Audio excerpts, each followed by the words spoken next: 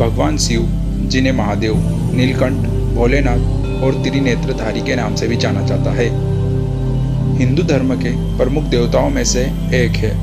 वे संहार के देवता माने जाते हैं, परंतु उनका रूप सिर्फ संहारक का ही नहीं बल्कि सृष्टि के पुनर्निर्माण के लिए अत्यंत आवश्यक है।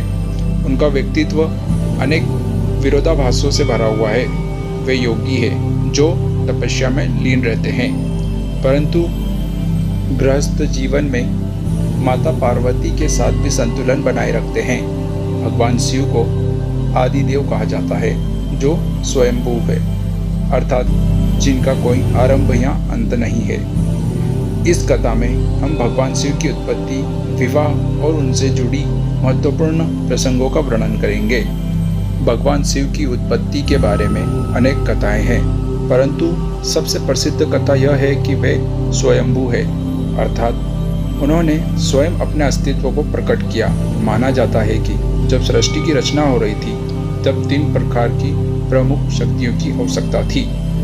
ब्रह्मा सृष्टि के रचयिता, विष्णु सृष्टि के पालनकर्ता और शिव सृष्टि के संहारक। शिव का कार्य संहारक का है, परंतु यह संहारक विनाशकारी नहीं बल्कि सृष्टि के पुनर्निर्माण के लिए आवश्यक होता है। एक अन्य कथा के अनुसार ब्रह्मांड की उत्पत्ति से पहले चारों ओर केवल अंधकार था। उस समय भगवान विष्णु योग निद्रा में थे और उनकी नाभि से एक कमल का फूल प्रकट हुआ, जिससे ब्रह्मा जी की उत्पत्ति हुई। ब्रह्मा जी ने जब सृष्टि रचना की प्रक्रिया शुरू की तो उन्हें लगा कि सृष्टि को नियमित रूप से पुनः संरचना की आवश्यकता होगी।